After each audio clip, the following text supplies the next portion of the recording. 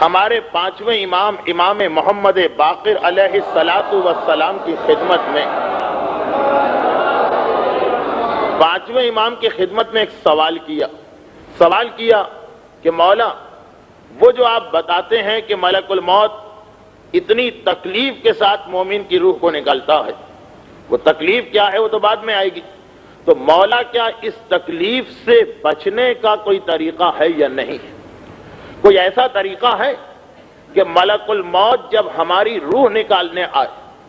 تو ہمیں تکلیف نہ ہونے پائے، فوراً ہماری روح کو نکال لے؟ اچھا، سوال کرنے والا سوال کر رہا ہے، امام کے پاس جو دوسرے لوگ بیٹھے انہوں نے دل میں سوچا کہ اس نے کیسا بے وقوفی کا سوال کیا ہے، بھلا یہ کیسے ممکن ہے؟ مگر امام معصوم نے ایک ایسا جواب دیا کہ سب حیران ہو گئے۔ میرا مولا کہتا ہے بہت آسان ہے، ملک الموت سے دوستی پیدا کر لو۔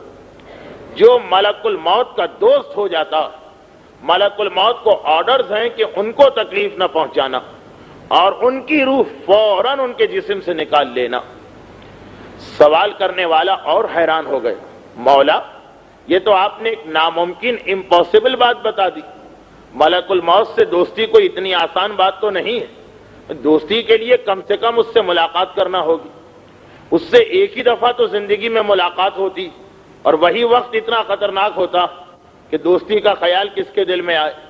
تو امام معصوم نے جواب دیا، کہا کہ کیا تمہیں نہیں معلوم کہ ملک الموت کی دو ڈیوٹیز ہیں، دو ذمہ داریاں ہیں۔ ایک ذمہ داری تو یہ ہے کہ وہ انسانوں کی روح نکالے، جو ہم میں سے ہر ایک کو معلوم ہے، لیکن ملک الموت کی ایک ذمہ داری اور ہے کہ جب بھی دنیا کے کسی حصے میں کسی واجب نماز کا وقت آتا تو ملک الموت یہ دیکھتا کہ کون مومن ایسا جو اول وقت میں مصلی پہ جا کے کھڑا ہو جاتا، اور جس مومن کو ملک الموت 40 مرتبہ یعنی 40 مسلسل نمازیں جس میں بیچ میں کوئی گیپ نہ آنے پائے، کوئی بریک نہ پڑنے پائے، جس مومن کو ملک الموت 40 مرتبہ مسلسل اول وقت میں مصلی پہ دیکھ لیتا، ملک الموت خود بخود اسے اپنا دوست بنا لیتا۔ اب اس آدمی کو نہیں پتا، اس مومن کو نہیں معلوم، لیکن ملک الموت کے لیے خدا نے لازم کیا، اور جب ملک الموت اس کو دوست بنا لیتا تو جب اس کی روح نکالنے کے لیے آتا تو بہت ہی آرام کے ساتھ، بہت ہی تیزی کے ساتھ، بغیر کسی تکلیف کے، بغیر کسی ڈیلے کے اس کی روح نکالتا۔ جب پانچویں امام نے جو ملک الموت کی ڈیوٹی بتائی، یہی جواب معراج کی رات ملک الموت پیغمبر کو دے رہا کہ اللہ کے رسول، آپ نے مجھ سے یہ سوال کیا کہ تھوڑی تھوڑی دیر کے بعد میں کیا دیکھتا ہوں، تو اللہ کے رسول دنیا میں جہاں کسی نماز کا ٹائم آ جاتا میں فوراً دیکھتا ہوں کہ اس ایریا میں، اس علاقے میں کون سا مومن ایسا جو اول وقت میں مصلی پہ کھڑا ہو گیا، اس کی شکل، اس کی تصویر، اس کی صورت میرے ذہن میں محفوظ ہو جاتی ہے 40 مرتبہ۔ یہ ملک الموت بھی یہی کہہ رہا، جسے میں دیکھوں تو بس وہ میرا دوست بن جاتا ہے۔ تو میری دو ڈیوٹیز ہیں، ایک یہ کہ میں روحیں نکالوں، ایک یہ کہ اول وقت کے مومن کو دیکھوں۔ اب یہاں پر اس ایک روایت کو بھی یاد کر لیجئے کہ جس میں پیغمبر اسلام نے ایک مرتبہ مومن اور شیطان کا تذکرہ کرتے ہوئے بتایا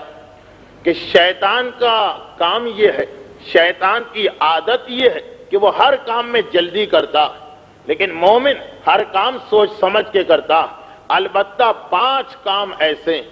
5 چیزیں ایسی کہ جس کو مومن جتنے جلد ممکن ہے انجام دیتا، 5 چیزوں میں مومن جلدی کرتا، باقی ہر کام ٹھہر کر سوچ سمجھ کے آرام آرام سے انجام دیتا، سوائے 5 کاموں کے۔ تو مومن کی پہچان یہ کہ 5 چیزوں میں وہ بہت تیزی کے ساتھ اپنی ذمہ داری یا ڈیوٹی کو انجام دیتا،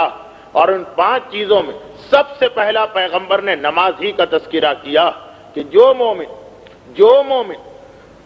حقیقی مومن ہے اس کی پہلی پہچان یہ ہے کہ نماز بہت جلدی پڑھتا، دوسری پہچان یہ ہے کہ وہ جنازہ بہت جلد اٹھاتا، جنازے کے اٹھانے میں ڈیلے نہیں کرتا، تیسری چیز یہ جو تیسری چیز ہے یہ انشاءاللہ ہماری بات کی کسی تقاریر میں اور ڈیٹیل کے ساتھ آئے گی کہ اپنی بیٹی کی شادی بہت جلد کرتا، بغیر کسی شرعی ریزن کے بیٹی کی شادی میں تاخیر نہیں کرتا، ڈیلے نہیں کرتا۔ چوتھی چیز یہ کہ قرضے کے ادا کرنے میں مومن سے زیادہ فاسٹ کوئی ہو ہی نہیں سکتا۔ اور پانچویں چیز یہ کہ جب وعدہ کر لے تو وعدے کو پورا کرنے میں مومن سے زیادہ جلدی کوئی نہیں کرے گا۔ مومن کی پہچان یہ کہ نماز میں، جنازہ اٹھانے میں، بیٹی کی شادی میں، قرضہ ادا کرنے میں اور اپنے وعدے کو پورا کرنے میں مومن تیز ہوتا۔ اور انہی 5 مقامات پر جو شیطان ہے وہ بہت ہی سلو ہوتا، بہت ہی دیر کرتا۔ کوشش یہ ہوتی ہے کہ ان چیزوں سے جان بچ جائے۔